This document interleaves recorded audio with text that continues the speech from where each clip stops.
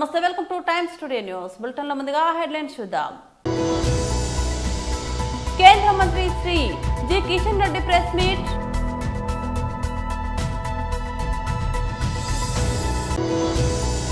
YS Jagan Praja Sankalpam పాదయాత్రకి నేటితో 8 ఏళ్లు. Party కేంద్ర కార్యాలయంలో కేక్ కటింగ్. టీడీపీ రాష్ట్ర ఉపాధ్యక్షులు మాలెపాటి సుబ్బారాయుడు కుటుంబ సభ్యులను పరామర్శించిన మంత్రి నారా లోకేష్. పాకిస్తాన్ కు వ్యతిరేకంగా పీఓకేలో జంజీ నిరసనలు, విద్యార్థుల ఆందోళనతో ఉద్రిక్తత. కేంద్ర మంత్రి శ్రీ జి కిషన్ రెడ్డి ప్రెస్ మీట్ నిర్వహించారు. హైదరాబాద్ ప్రెస్ క్లబ్ సంబంధించినటువంటి కొత్తగా ఎన్నికైనటువంటి కమిటీ సభ్యులందరికీ నా తరఫున, భారతీయ జనతా పార్టీ తరఫున హృదయపూర్వకమైనటువంటి శుభాకాంక్షలు తెలియజేస్తా ఉన్నాను. మిత్రులు విజయ్ కుమార్ రెడ్డి గారు ప్రెస్ క్లబ్ అధ్యక్షులు, రమేష్ గారు సెక్రటరీ, సీనియర్ జర్నలిస్టు మిత్రులు రాహుల్ గారు, కమిటీ నూతనంగా ఎన్నికైన తర్వాత ఈ యొక్క మీట్ ది ప్రెస్ కార్యక్రమం మొదటిసారిగా నిర్వహిస్తూ దానికి నన్ను ఆహ్వానించినందుకు పెద్దలందరికీ ధన్యవాదాలు. ఈరోజు హైదరాబాద్ నగరంలో జూబ్లీహిల్స్కి సంబంధించినటువంటి ఉప ఎన్నికలు జరుగుతూ ఉన్నాయి. ఎవరు కోరుకోనటువంటి ఎన్నికలు. ఈ ఎన్నికల్లో 3 ప్రధానంగా రాజకీయ పార్టీలు పోటీ పడుతున్న విషయం మనకందరికీ తెలుసు. భారతీయ జనతా పార్టీ సంబంధించినంత వరకు జూబ్లీహిల్స్లో మేము ఎప్పుడు కూడా బీజేపీ తరఫున ఎన్నిక కాలేదు. స్వాతంత్రం వచ్చినప్పటి నుంచి ఇప్పటి వరకు ఎమ్మెల్యేగా జూబ్లీహిల్స్ నుంచి మేము విజయం సాధించలేదు. ముఖ్యంగా గత శాసనసభ ఎన్నికల్లో మా పార్టీ తరఫున పోటీ చేయడం జరిగింది.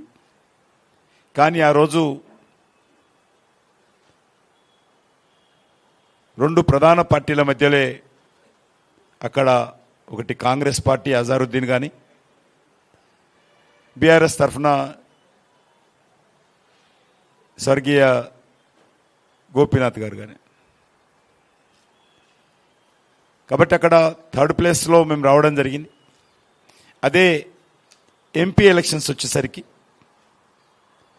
ప్రధాన పోటీ కాంగ్రెస్ బీజేపీ మధ్యలో ఉండింది.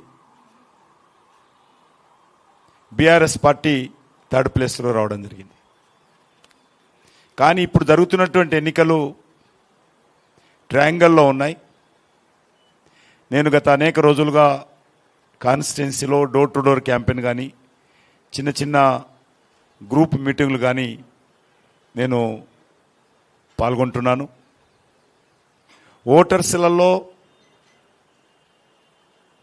ఎక్కడ కూడా స్పష్టత ఇంకా వారికి రాలేదు. ఏవైతే సర్వేలు నిర్వహిస్తున్నారో ఆ సర్వేలు నమ్మకమైనటువంటి సంస్థలు ఏవి కూడా నిర్వహించలేదు. వైఎస్ జగన్ ప్రజా సంకల్పం పాదయాత్రకి నేటితో 8 ఏళ్లు. పార్టీ కేంద్ర కార్యాలయంలో కేక్ కటింగ్ చేశారు.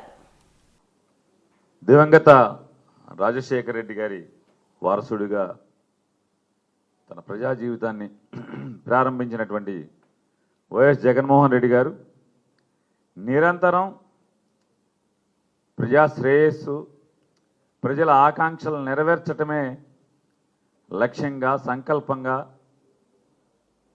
జీవితాన్ని ప్రారంభించి అనేక ఒడిదుడుకుల్ని, అనేక వేధింపుల్ని, కక్ష సాధింపుల్ని అన్నిటినీ కూడా భరిస్తూనే ఆయన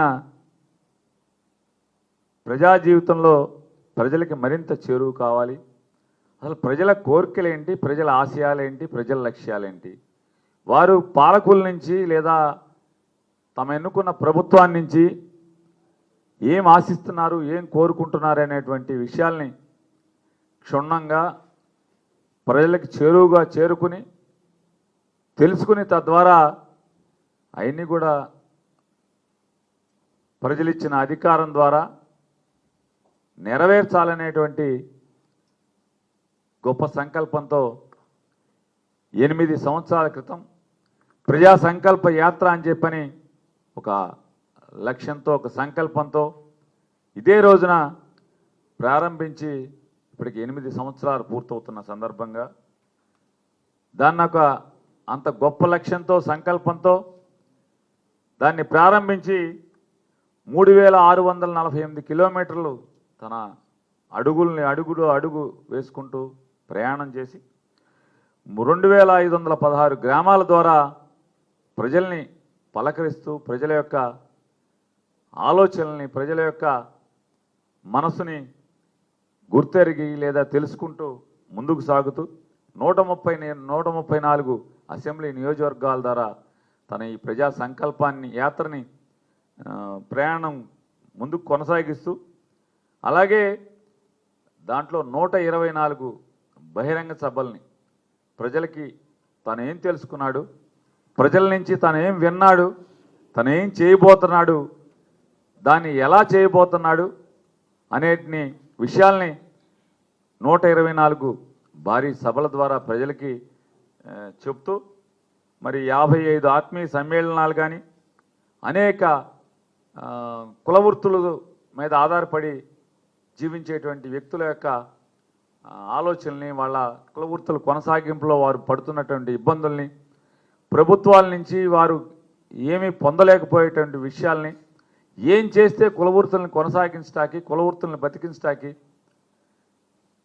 మంచిదనేది, ప్రభుత్వాలు ఏం చేయాలనేది వారి నుంచి తెలుసుకుంటూ దగదర్తి సందర్శనకు వచ్చిన మంత్రి నారా లోకేష్ కు ముసునూరు టోల్ ప్లాజా వద్ద ఘన స్వాగతం లభించింది. కావలి ఎమ్మెల్యే దగ్గుబాటి వెంకటకృష్ణారెడ్డి లోకేష్ ను ఆహ్వానించి కారులో ఎక్కించారు. తదుపరి టీడీపీ కార్యకర్తలకు లోకేష్ అభివాదం చేస్తూ కాన్వాయ్ ముందుకు కదిలింది. అనంతరం లోకేష్ దగదర్తి గ్రామానికి వెళ్లి మాలపాటి కుటుంబాన్ని పరామర్శించారు. ఈ సందర్భంగా భారీగా టీడీపీ నాయకులు, కార్యకర్తలు హాజరయ్యారు. భారతదేశంలో అనేక ప్రాంతీయ పార్టీలు ఉన్నాయి, కానీ కేవలం ఒక తెలుగుదేశం పార్టీకే కార్యకర్తలు ఉన్నారు. ఆ పసుపు జెండా చూస్తేనే మా లాంటి కార్యకర్తలకి ఒక ఎమోషన్. మొన్న జరిగిన మహానాడులో కూడా చాలా స్పష్టంగా కార్యకర్తలే మా అధినేత అని డిక్లేర్ చేసుకునే ఏకైక పార్టీ తెలుగుదేశం పార్టీ. నాడు నేడు ఎప్పుడు కార్యకర్తలకు అండగా నిలబడేది తెలుగుదేశం పార్టీ. 2014లో ఆనాటి మహానాడులో కార్యకర్తలకు ప్రత్యేకంగా సంక్షేమ నిధి ఏర్పాటు చేద్దామని ప్రతిపాదించినప్పుడు ఇక్కడున్న పెద్దలతో, సోమిరెడ్డి చంద్రమోహన్ రెడ్డి గారితో సహా చంద్రబాబు నాయుడు గారు అన్నాడు, ఒక నిధే కాదు, ఒక విభాగం ఏర్పాటు చేయండి, కార్యకర్తల్ని మీరు ఆదుకోవాల్సిన బాధ్యత మీరు తీసుకోండి అని నాకు చెప్తాం జరిగింది. ఇప్పటికీ కార్యకర్తల సంక్షేమం కోసం 135 కోట్ల రూపాయలు ఒక తెలుగుదేశం పార్టీ ఖర్చు పెట్టింది.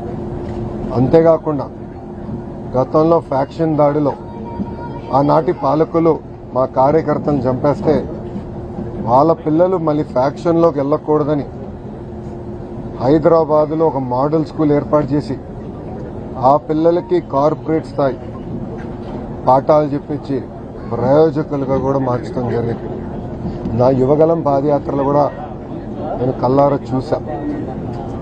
ఆనాడు ప్రభాకరన్ని వాళ్ళ పిల్లల ముందల్ని నరికి చంపేస్తే ఆ పిల్లలందరినీ పార్టీ చదివించి ఈరోజు వాళ్ళు సెటిల్ అయ్యారు. ఒకరు డెలాయిట్లో, ఒకరు ఎక్సెంచర్లో, ఇట్లా అనేక అద్భుతమైన కంపెనీలో వాళ్ళు పనిచేసే పరిస్థితికి వచ్చారు. ఈరోజు మీ అందరు తెలుసు, సుబ్బానాయుడు అన్న మన దగ్గర లేరు, మనందరం కోల్పోయాం.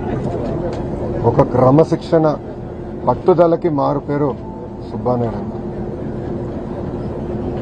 నేను ప్రత్యక్ష రాజకీయాల్లోకి 2013లో వచ్చాను.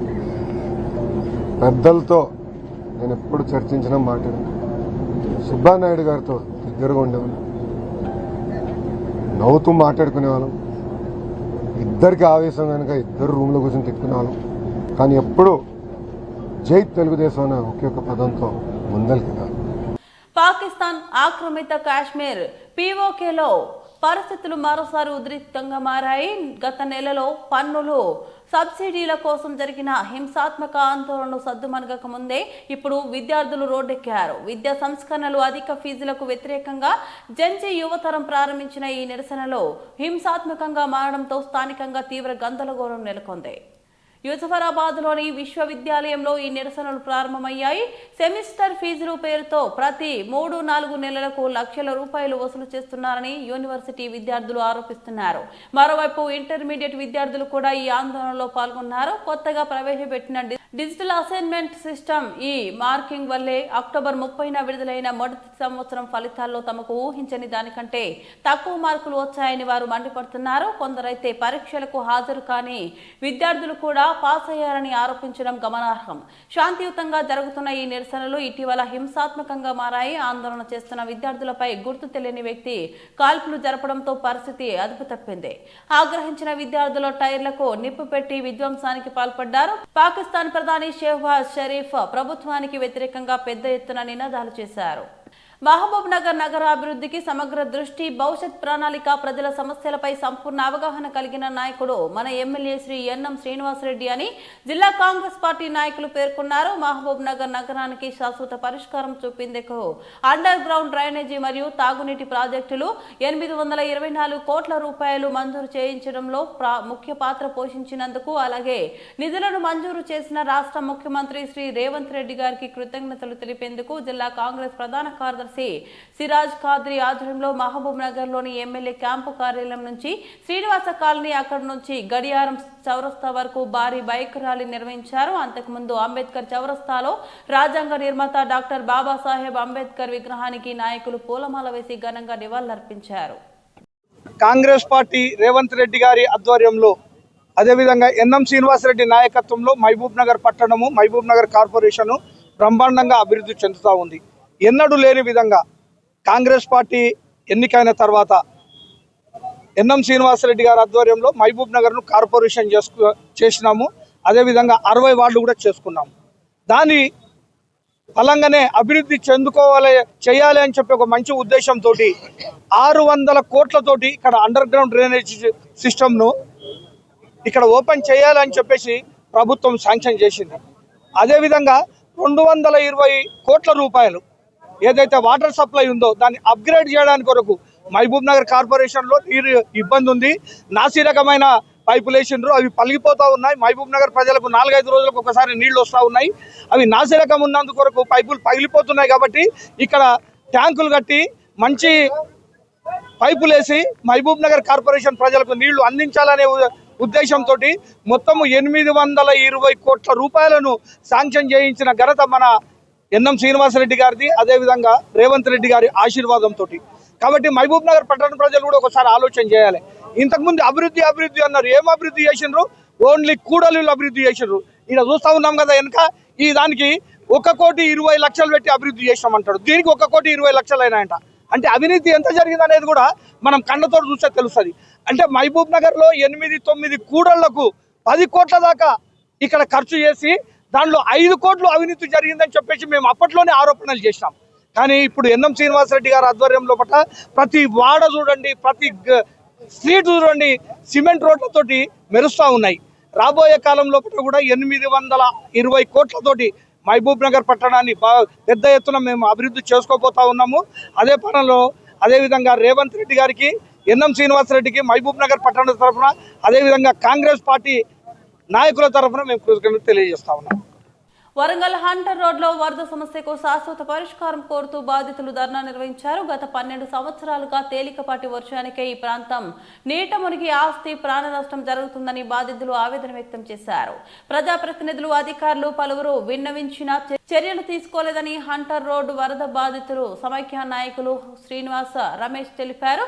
సమస్యకు శాశ్వత పరిష్కారం తీసుకోవాలని వారు ప్రభుత్వాన్ని కోరారు.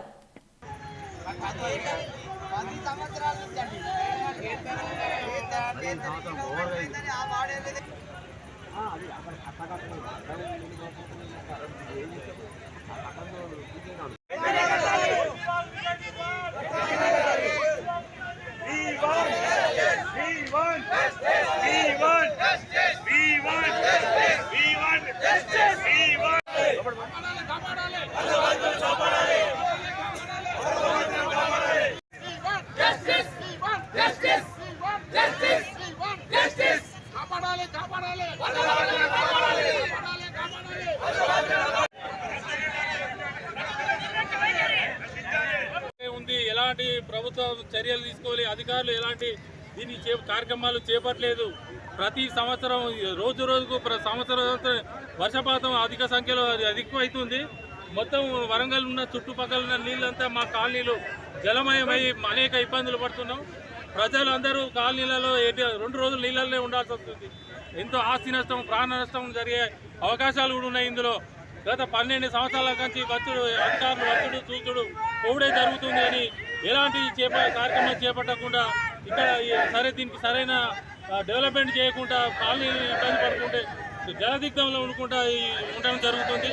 మాకు కనీసం గవర్నమెంట్ తరఫున అధికారులు పాలికలు ఇక్కడికి విచ్చేసి ఇక్కడ ఈ డెవలప్మెంట్ చేసి నీళ్లను నిర్మించి బొందివాల సమస్యను 12 మూరల సమస్యను వెంటనే పరిష్కరించాల్సిందిగా మా యొక్క కాలనీల తరఫున ఇవాళ ఈ రోడ్డు మీదకి రావడం జరిగింది. కేవలం ఉన్న ఇక్కడ కాలనీల తరఫున వచ్చిన ప్రజలే పబ్లిక్ ప్రతి ఒక్కరు బాధితుడు ఇక్కడ ఈ ర్యాలీలో ఇక్కడ ధర్నాలో పాల్గొని ఇక్కడ దీన్ని ఎట్లా దీని భవిష్యత్తులో అరికట్టాలని నిర్మించడానికి మా వంతు మేము ఇక్కడ మిగతా వాళ్ళు కానీ ఎవరు మమ్మల్ని అనుకున్నది లేదు, ఎవరు మాకు హెల్ప్ లేదు. మాకు కూడా మేము హెల్ప్ కూడా ఆశిస్తలేము సార్. మాకు కావాల్సింది సమస్య పరిష్కారం. మేమందరం సొంతంగా మాత్రమే వచ్చిన వాలంటీర్గా వచ్చిన ఏ పొలిటీషియన్ ఒత్తిడి కానీ ఏ పొలిటికల్ పార్టీ లీడర్ కానీ లేదు. ఇలా మేమందరం వాలంటీర్ వచ్చిన వాళ్ళమే. మేయర్ గారు వచ్చారు కానీ పోతన్న గారు రిసీవ్ చేశారు, వాళ్ళు లోపలికి రాలేదు. సరే వాళ్ళకు కూడా చాలా ప్రాబ్లమ్స్ ఉండొచ్చు, దానికి మేము కూడా కామెంట్ చేయట్లేదు. మాకు కావాల్సిందల్లా కట్ట హైట్ పెంచిన తర్వాతనే ఈ వరదలు వస్తున్నాయి సార్. కట్టకు గేట్లు పెట్టాలి ఒకటి, తర్వాత రిటైనింగ్ వాళ్ళు 2 వైపులా బొందివాపు రిటైనింగ్ వాళ్ళు కట్టాలి. ఎప్పటి నుంచి అడుగుతాను మేము, దాని డబ్బులు శాంక్షన్ అయి ఉన్నాయి. మరి ఎవరి నిర్లక్ష్యం వల్ల ద్వారా అది వర్క్ జరగలేదు మాకు తెలియదు సార్.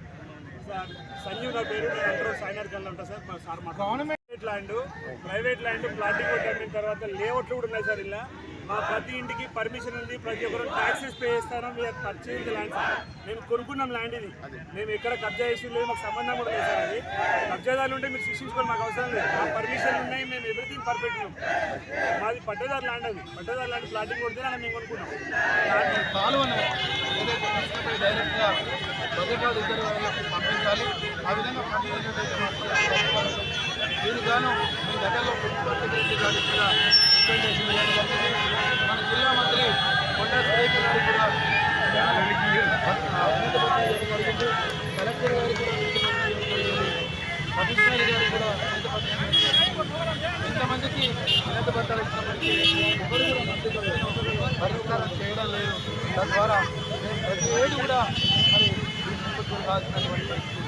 మొన్న మీరందరూ తెలుసు, మొన్న కురిసినటువంటి భారీ వర్షాల వల్ల సుమారుగా మా ఇల్లు 6 ఫీట్లు 7 ఫీట్ల వరకు గ్రౌండ్ లెవెల్లో రావడం జరిగింది. చాలా కుటుంబాలు అనేక రకాలుగా సంబంధించారు. వాళ్ళు తినే తిండి గింజలు, బట్టలు, ఫర్నిచర్ అన్నీ కూడా మునిగిపోయి ఈ రోజు సిద్దిపేట జిల్లా కేంద్రంలోని జాతీయ మాల మహానాడు ఆధ్వర్యంలో రాజ్యాంగ హక్కుల సాధన కోసం చెలో ఢిల్లీ జాతీయ ప్రధాన కార్యదర్శి బైరి రమేష్ ఆధ్వర్యంలో ఈ రోజు వాల్ పోస్టర్లు విడుదల చేయడం జరిగింది. నవంబర్ 26న చెలో ఢిల్లీ సభను విజయవంతం చేయాలని ఆయన పిలుపునిచ్చారు. పార్లమెంటుకు అంబేద్కర్ పేరు పెట్టాలి, రాష్ట్ర జీవో నెంబర్ 99, జీవో నెంబర్ 29 రాజ్యాంగ వ్యతిరేకం, తక్షణమే పునఃసమీక్షించాలి, ప్రైవేట్ రంగంలో రిజర్వేషన్లకు తీసుకురావాలి, ఎస్సీ రిజర్వేషన్లను 15% నుంచి 20% పెంచాలి, దళితులపై దాడులను అరికట్టి ఎస్సీ ఎస్టీ అట్రాసిటీ చట్టాన్ని పగడ్బందీగా అమలు చేయాలి, న్యాయస్థానాల్లో భారత రాజ్యాంగాన్ని అన్ని ప్రాంతీయ భాషల్లో విద్యార్థులకు అందించాలి, కరెన్సీ నోట్లపై భారతరత్న అంబేద్కర్ గారి ఫోటోను ముద్రించాలి, ఎస్సీ ఎస్టీ పారిశ్రామిక వ్యక్తులకు కేంద్ర రాష్ట్ర ప్రభుత్వాలు అన్ని రకాల సహాయ సహకారాలు అందించాలి అని ఆయన డిమాండ్ చేయడం జరిగింది.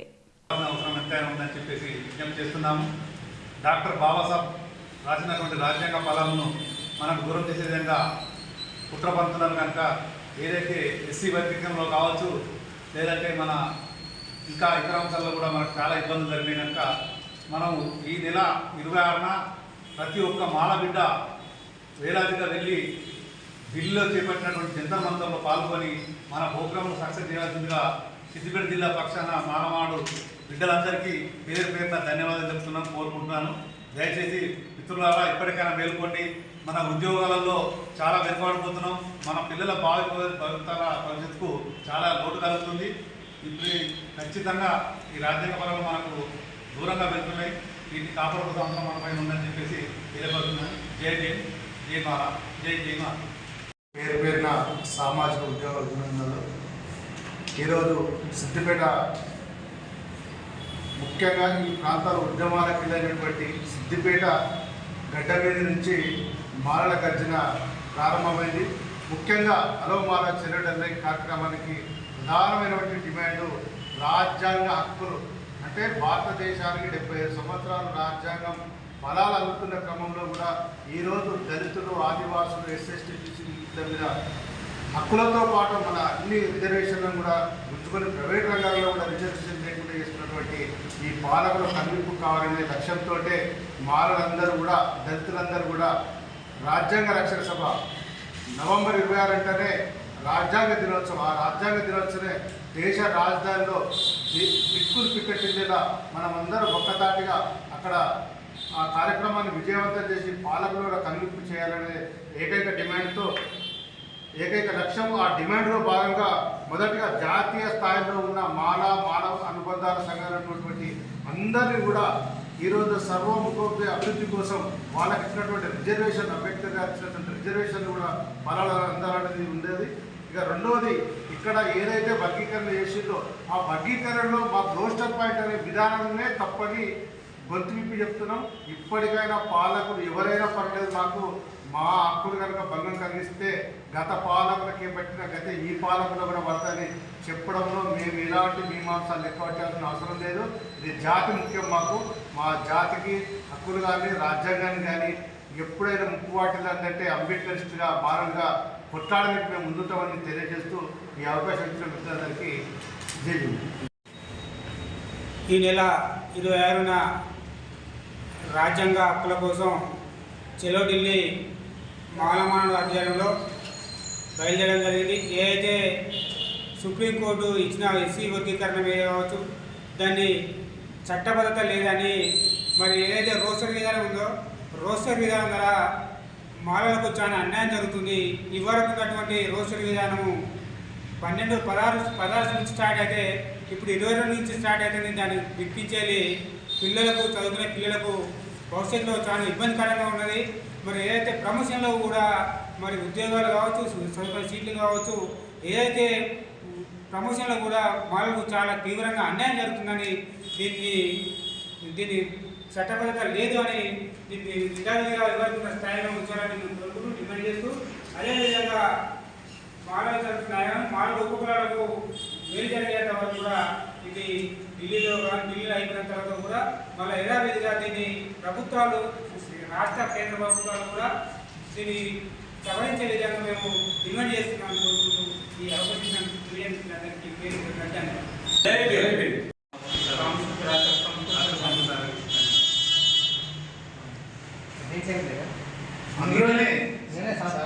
బులెటిన్ ముగించే ముందు మరోసారి హెడ్లైన్ చూద్దాం. కేంద్ర మంత్రి శ్రీ జి కిషన్ రెడ్డి ప్రెస్ మీట్.